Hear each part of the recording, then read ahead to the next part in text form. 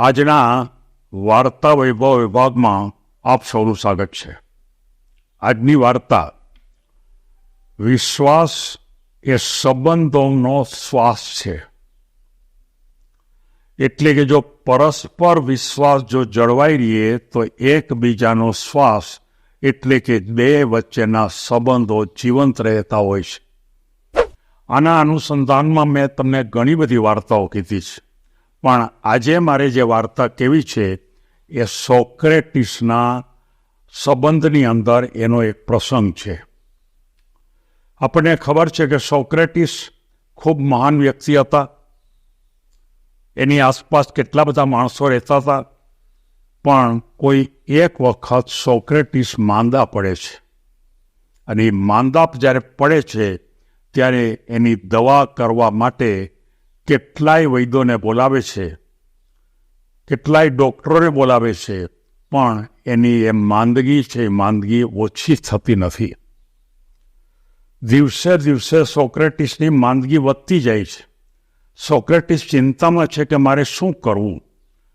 ફરી પાછા કેટલાકને એમ કહે છે કે તમે મારી દવા કરો, પણ કોઈ દવા લાગુ પડતી નથી, અને ખરેખર એની માંદગી વધતી જાય છે.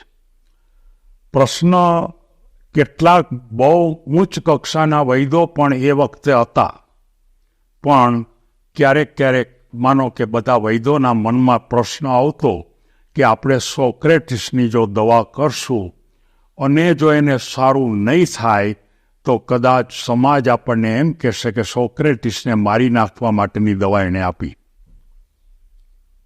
એટલે કેટલાક વૈદ્યો આવતા નહોતા. એટલે ખરેખર સોક્રેટિસને તકલીફ પડતી, શું કરવું.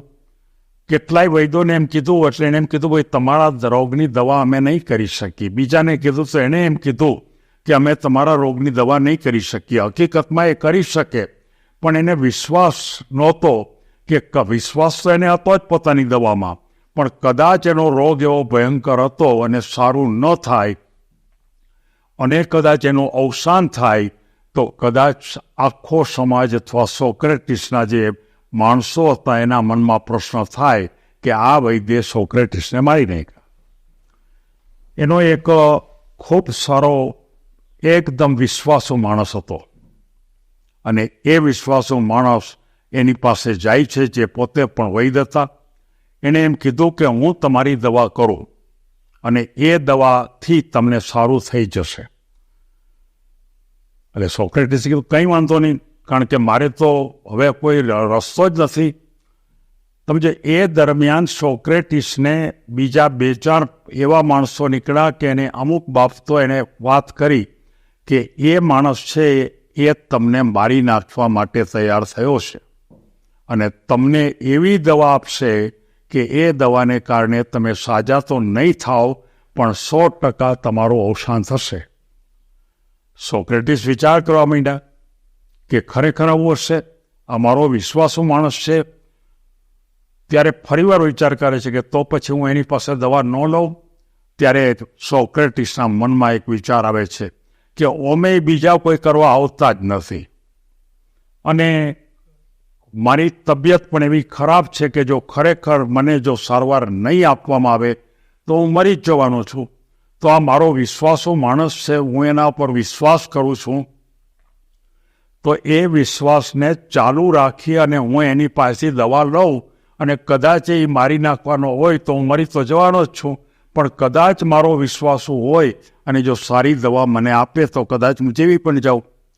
એટલે કે એણે પૂરેપૂરા વિશ્વાસ સાથે એને એમ કીધું કે તમે કોઈ પણ જાતના ભય વગર, તમને કોઈ પણ જાતની તકલીફ નહીં થાય, અને તમે કદાચ ગમે તે પ્રકારની દવા મને આપશો તો પણ કંઈ વાંધો નહીં, તમે દવા કરો. અને આશ્ચર્ય વચ્ચે સોક્રેટિસ છે એકદમ સારા થઈ જાય છે. અને એકદમ સારા થઈ જાય છે એટલે સોક્રેટિસે બધાને કીધું કે જીવંતની અંદર, કોઈ પણ જીવનની અંદર આપણા જે વિશ્વાસુ માણસ છે એના ઉપર તમે જો વિશ્વાસ રાખશો તો જ તમારો શ્વાસ ટકશે.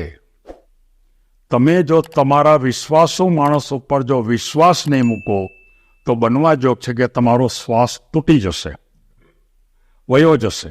મેં પણ મારા આ વિશ્વાસુ નોકર ઉપર મેં વિશ્વાસ રાખ્યો. મને કેટલાય કીધું હતું કે વિશ્વાસ ન રાખતા, પણ તોય રાખ્યો, અને એને કારણે મારો શ્વાસ ટકી રહ્યો. એટલે કે આપણે ચોક્કસપણે કહી શકીએ કે વિશ્વાસ એ સંબંધોનો શ્વાસ છે. મારે ચોક્કસપણે કહેવું છે કે દરેક વ્યક્તિને કહેવું છે કે આ જિંદગીની અંદર તમારા કોઈ પણ કાર્ય, કોઈ પણ તમારી કામ કરવાની પદ્ધતિ, અથવા તો તમારા કોઈ પણ સંબંધોની અંદર કોઈ વર્તન, આ બધી જ બાબતોમાં તમારે કોઈ ઉપર વિશ્વાસ તો રાખવો જ પડશે. અને એ વિશ્વાસને તમે જો ખરેખર એકદમ ઉત્તમ ભૂમિકા ઉપર આપશો તો મોટે ભાગે એ વિશ્વાસનો કારણે તમારો શ્વાસ ટકી રહેશે. એટલે કે તમારે જે એના ઉપર વિશ્વાસ મૂક્યો અને જે કાર્ય કરવાનું હતું અને જે વર્તન એને કરશે એ વર્તન સારું જ કરશે, એમ આપણને આ સોક્રેટિસ આપણને ભલામણ કરે છે. સોક્રેટિસ તો મહાન વ્યક્તિ હતા, અને એ જો વાત કરે તો આપણે સમજવું જોઈએ.